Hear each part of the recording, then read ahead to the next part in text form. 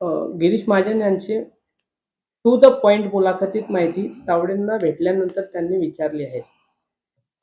विनोद तावडे हे औपचारिकरित्या माझ्याकडे आले होते रक्षात यांच्या भेटीसाठी आणि त्यांनी त्या काळात माझ्या तब्येतीची विचारपूस केली. अन्य कुठलाही राजकीय विषय त्यांच्याशी चर्चेला झालेला नाही.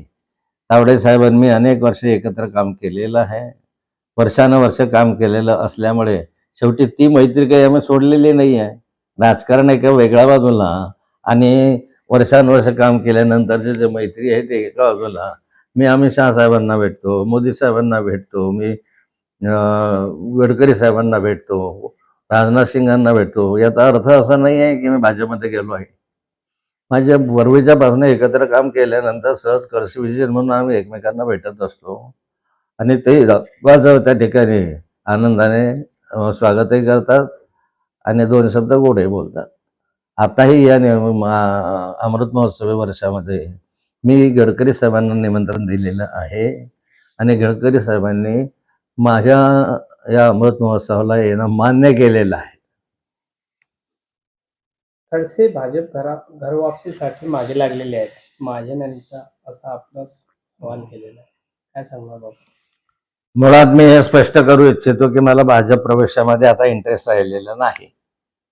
मी शरद पवार साहेबांबरोबर आहे आणि शरद पवार साहेबांबरोबर राहील. भाजप प्रवेशासाठी माझे काही कार्यकर्ते इच्छुक आहेत हे मी मान्य करणार नाही आणि त्या कार्यकर्त्याची इच्छा आहे बऱ्याच जणांची की आपण आता भाजपकडे गेलो पाहिजे.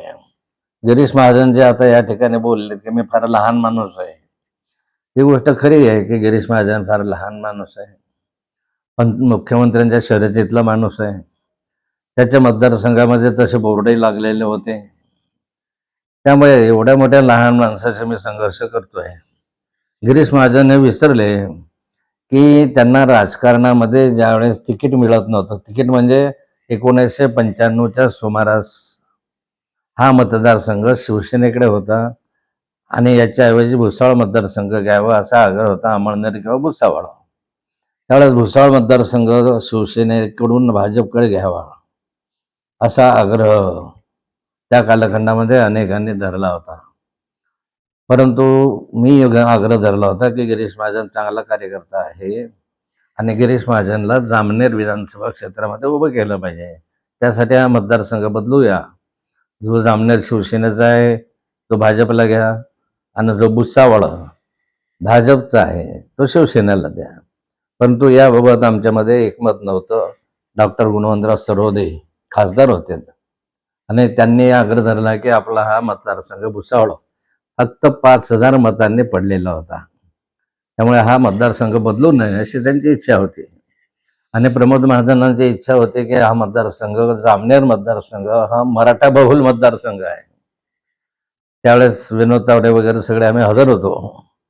मराठा बहुल मतदारसंघ आहे, या ठिकाणी येणं अवघड आहे. परंतु अशाही परिस्थितीमध्ये मी आग्रह धरला की या ठिकाणी आम्ही निवडून आणू, कार्यकर्त्यांचा उत्साह आहे आणि हा मतदारसंघ त्यामुळे बदलला आहे. गिरीश महाजन कदाचित विसरले असतील. त्यांच्या मतदारसंघामध्ये जोपर्यंत ते मंत्री झालेत तोपर्यंत त्यांना मी सातत्यानं सर्व बाबींनी सहकार्य केलं, सर्वतोशी सहकार्य केलं. माझ्या सभेशिवाय त्यांच्या मतदारसंघामधली निवडणुकीची संपतच नव्हतं. प्रत्येक वेळी माझ्या सभा व्हायच्या, प्रवास व्हायचा, प्रचार व्हायचा. त्यामुळे गिरीश महाजनांनी हे लक्षात ठेवलं पाहिजे की नाथाभाऊन तुझ्या मोठ्या उदाहरणाने नाथाभाऊंचं योगदान तुमच्या मोठ्या उदाहरणाने मोठं आहे. आम्ही जर उजेडात आणलं नसतं तर कदाचित नसते, कार्यकर्त्यांनी मेहनत घेतली नसते तर कदाचित नसतं. पण ठीक आहे, गिरीश महाजनला तसं वाटतं की लहान आहे, पण माननीय मुख्यमंत्र्यांचा आशीर्वाद गिरीश महाजनला आहे. मुख्यमंत्र्यांचा आशीर्वाद जर काढला तर गिरीश महाराज कशातच नसतील अशी स्थिती आज आहे आणि त्यामुळे फार गिरीश महाजनांचं लक्षात येण्यासारखं नाही आहे. एवढं निश्चित आहे की दिल्लीला मी गेलो होतो, त्यावेळेस मी गेलो म्हणजे मी स्वतःहून गेलो नव्हतो.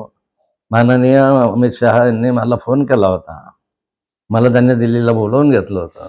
त्यावेळेस मला माहिती नव्हतं काय काम आहे आणि गेल्यानंतर त्यांनी मला सांगितलं होतं की भाजप जॉईन करू आणि नड्डाजीकडे पाठवलं. नड्डाजींनी काय इतिहास सगळ्यांना माहिती आहे. त्यानंतरच्या कालखंडामध्ये शिरीष महाजन म्हणतात मी विरोध केला नव्हता. त्यांनी विरोध केला नसेल, पण वरच्यांनी जे मला सांगितलं त्या कालखंडामध्ये, ते म्हणाले आपको अगर प्रवेश देंगे तो भाजपा के लोकल लोग आपसे पार्टी बोल रही कि हम काम नहीं करेंगे, हम सीट गिरा देंगे, ऐसा वो ब्लैकमेल कर रहे हैं, इसलिए आप लोकसभा में हमारा काम करो, बाद में देखते हैं, असं त्यांनी म्हटलं होतं. मग ब्लॅकमेल कोण करत होतं? नाथाभाऊंना प्रवेश दिला तर. आत्ताही म्हणता की नाथाभाऊंकडे जर देवेंद्र फडणवीस वाढदिवसाच्या दिवशी आले तर मी राजकारण सोडून देईल, हे वाक्य कोणाचे आहे? अशा अनेक गोष्टी आपण त्या खोलवर मी जात नाही. माझा 75वा वाढदिवस आहे, अमृत महोत्सवी वाढदिवस आहे, आणि त्यानिमित्त शरद पवार साहेब, उद्धवजी ठाकरे, शिंदे साहेब या सर्वांनाच विनंती करणार आहे की तुम्ही यावं, जे येतील त्यांचं स्वागत करणार आहे.